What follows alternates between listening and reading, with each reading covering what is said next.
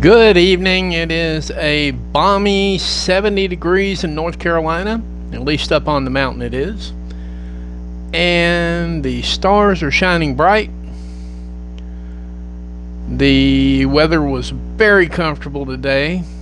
One of these days climate change may actually get here, but it's not here yet. That's not what I came to talk about tonight. I came to talk about this notion called choice. My body, my choice.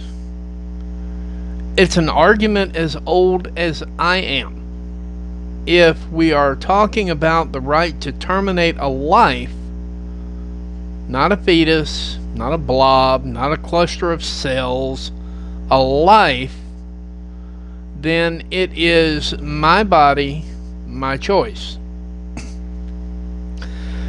Now, I understand thoroughly that the vaccine is not tested, and I had reservations when Trump touted it.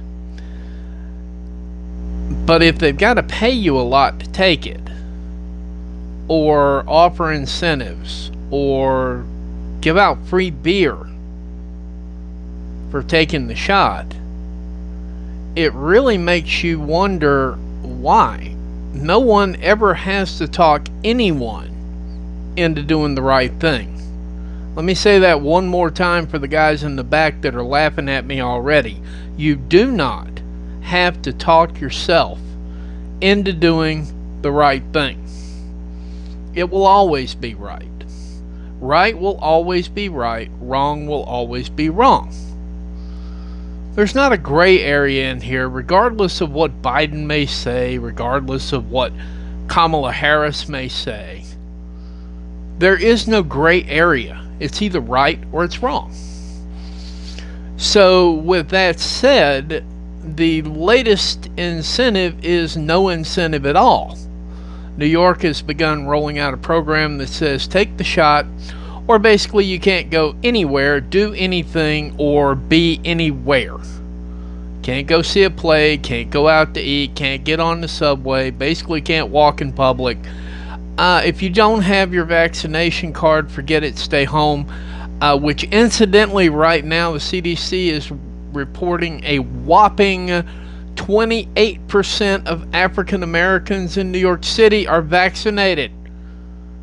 Welcome to your new segregation, folks. Welcome to the back of the bus.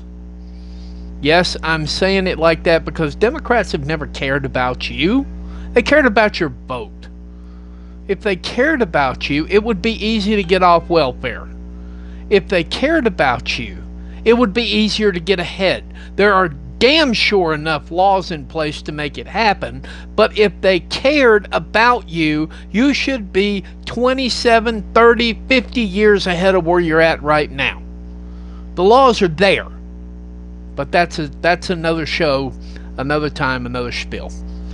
But what's at stake here is my body, my choice, unless it has to do with the poke, the shot, the vaccine, the Pfizer, the J&J, the whatever the other one is, the whatever the other two are overseas.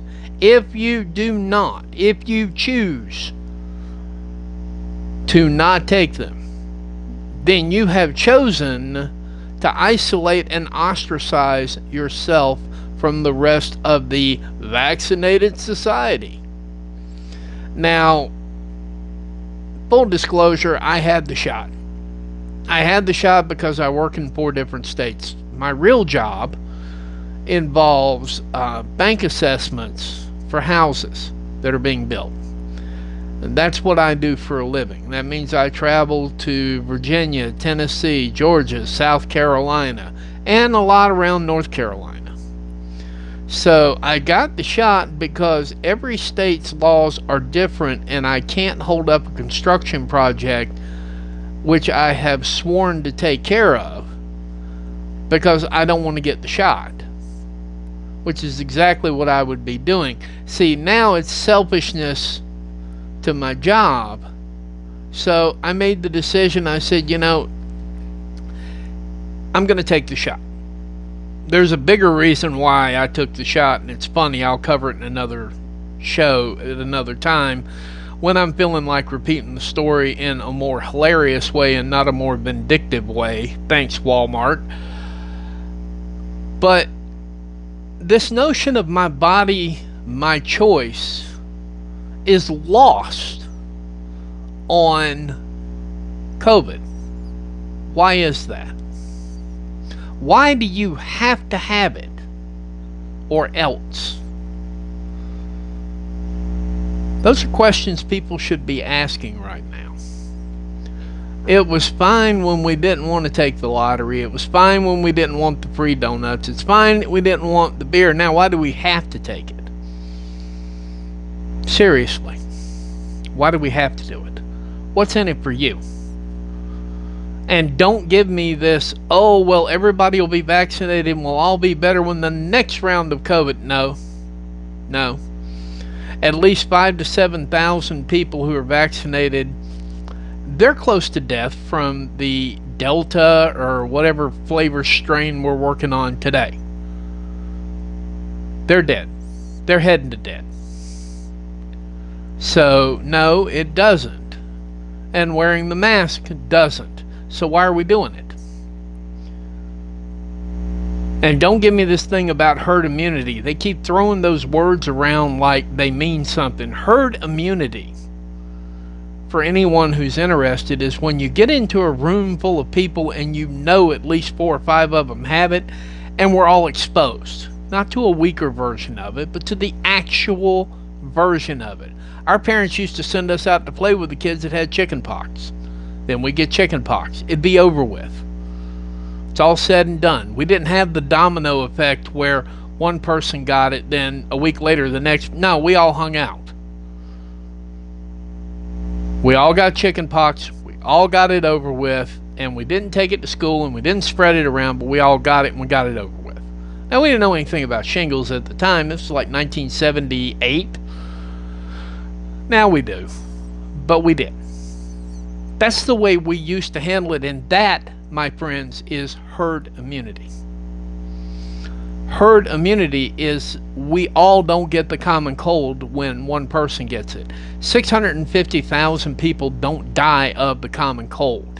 12 million aren't hospitalized with the common cold. Why? We have herd immunity for it. There's no shot for it. There's some treatment for it, but no shot. That's herd immunity. So back then, again, why is this no longer my body, my choice? Why do I have to have it? I'll tell you why. And this is going to be a little bit controversial, but I really believe that the virus was weaponized. And we have to do something to stop it. If we don't, it's going to run out of control, and 600,000 dead, that's a drop in the bucket. So they developed something to try and protect us from all of this. And therefore we must take it. Because there's a lot more going on that we don't know. And science doesn't know. Because none of us have that level of clearance. And 10 years from now, when there's a post-mortem on this one, like there was for the viruses that occurred during Obama's administration, we're going to find out that it was a strain and a variant that was put out with the intention of doing what it's doing. That's why we have to have it. At least that's my opinion. Now, you can call me tinfoil hat all you want, but we've never had. You don't have to have a measles shot to go to a restaurant. No one cares about the measles.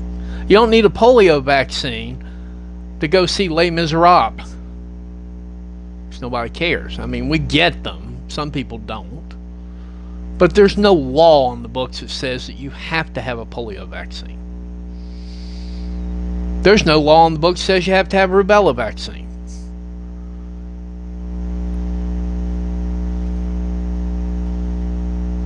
We have to have it because they know something we don't. And it's high time that our elected officials put all the cards on the table and said, here's what we know and here's when we knew it. If there was ever a time in American history where we needed transparency, now is the time, because we've crossed over the line of civil rights. We've marginalized people who are sticking to their guns and saying, I'm not taking this vaccine. We have also turned the court of public opinion against these people. We have basically created outcasts in a free society for choosing to be free. So it's high time, now, today, tonight, for our government to have full transparency.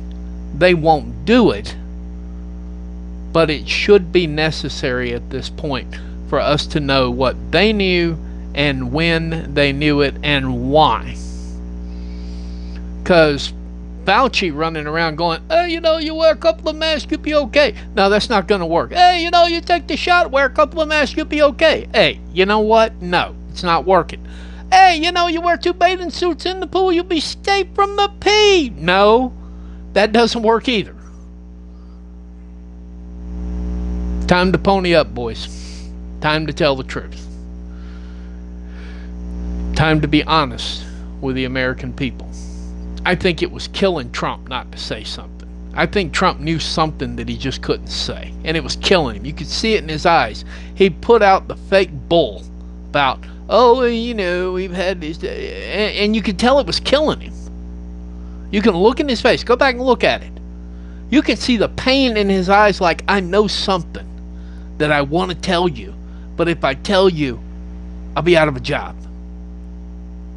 Something like that. As always, thank you for watching, and don't forget to like and subscribe and share. I like viewers. I like your comments. Don't forget to reach out. Talk to me. Call me a tinfoil hat guy. I don't care. Doesn't bother me one bit. I love all of you. See you next time.